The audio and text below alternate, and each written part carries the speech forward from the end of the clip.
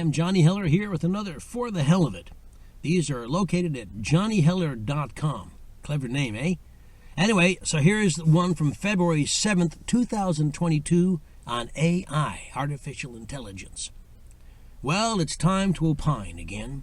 Some people wonder what makes me an authority on so many different subjects. And the answer, of course, is my world of experience, my being generally well-read, and my being reasonably bright. More importantly, though, is the simple fact that it's my blog, my website, my video channel, my computer, and my thoughts. I don't always know whereof I speak, but I certainly know where I can speak, and it's here, which is an incredibly lucky thing for you if you happen to be a fan of my work or a fan of my opinion on one thing or another. Today's opinionated piece is on AI and audiobooks, or AI and acting, or AI and human interaction. Call it what you like. It's about AI. To understand this blog, we need to define our terms. AI stands for artificial intelligence. In this case, the words artificial intelligence should be taken to mean fake, horrible, intrusive, human being, job-taking, piece of dick toast engineered to save some fat cat's money while ripping off consumers and doing grave injustice to the art of acting and to humanity in general. Good. Now that we've defined our terms, we can have a wee, unbiased chat about the smoldering plate of snail shit that is AI. As the more perceptive among you may have guessed, I'm not a fan. We have an Alexa that is never plugged in or turned on unless we want to hear some Motown or some such bit of musical wonderfulness. We don't speak when the Alexa is on unless it's to sing along to the music, and we turn the thing off and unplug it when we're done listening. I don't want our conversation to get back to Bezos and his horde of Amazonian overseers who will home in on our chats and bombard us with ads for Lucky Strikes and Soda Pop because the Alexa heard me say, "Pardon me for blowing a little smoke up your dress, Joe. I was trying to smoke out your take on the caper, and I thought a little moxie might do the trick." And not only are my own gadgets trying to con me, but there are companies out there that are actively using synthetic voices to do audiobooks. The companies say they aren't trying to step on narrators' toes. They're just trying to get more books into the audio world. They insist they won't be taking narrators' jobs. My take is that they're being disingenuous at best and outright lying at worst, and my money is on their worst. Some of these companies are members of the APA, and that should concern you. It does me.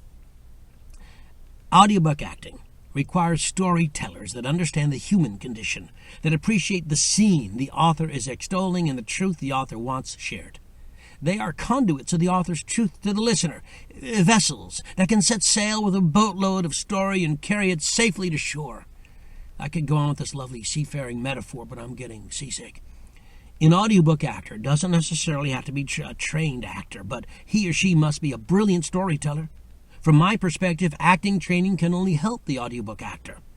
A good voice alone won't carry the day. In fact, AI may have a good sound, and some of the best AI stuff I've heard is better than some of the worst human stuff I've heard.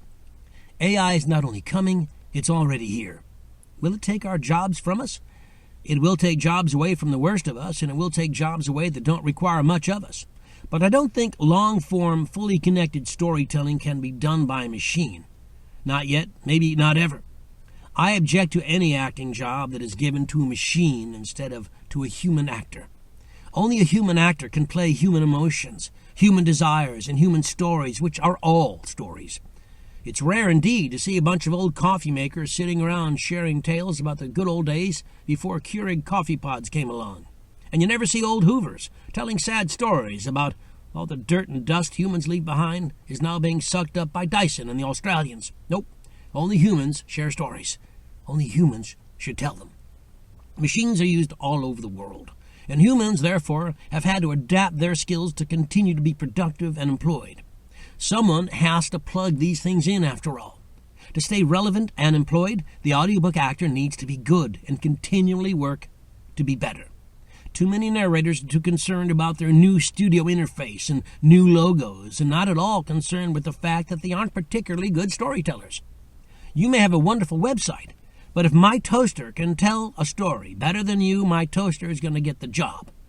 This, by the way, is highly unlikely, as we have to keep the toaster in the closet, as our chow chow is scared to death of the thing and tries to leap out our window every time she sees it. We haven't had toast in years. I believe it will be at least a decade before AI can rival an actor in long-form narration, and even then it will only rival the actors who aren't that good at it to begin with. In my estimation of decent AI being a decade away is based largely on a number of facts I just made up, and some totally unrelated charts that I saw in a college class long ago and don't understand how to read.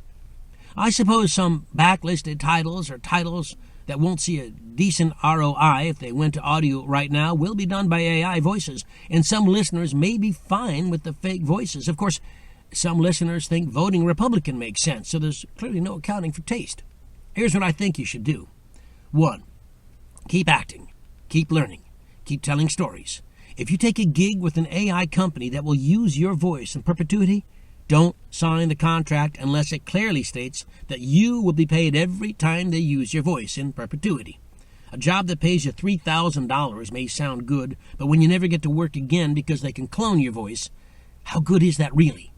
2. Keep abreast on industry news. Be aware of trends so you can take advantage of them instead of being blindsided by them.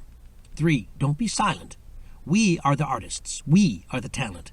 Together we have strength. SAG-AFTRA is active on this front and will not allow contracts that give away your voice. Be active in the union and in the fight to protect the rights of actors everywhere. 4. Don't be afraid, just be smart. Be better, so you cannot ever be replaced by a machine. Look, if we've learned anything from futuristic sci-fi films, it's that as soon as you allow your watch or your smartphone or any of your gadgets to run things for you, you will be killed by your blender while you sleep. So let's not pretend that AI isn't a threat. It is. But it's a much bigger threat to narrators who can't tell a story to start with. And that's something you can work on. I personally am not looking forward to watching the Audie for Best Mystery Narration going to Phil Thron's PC, or the Best Female Narrator Audio going to Hillary Huber's MacBook Pro.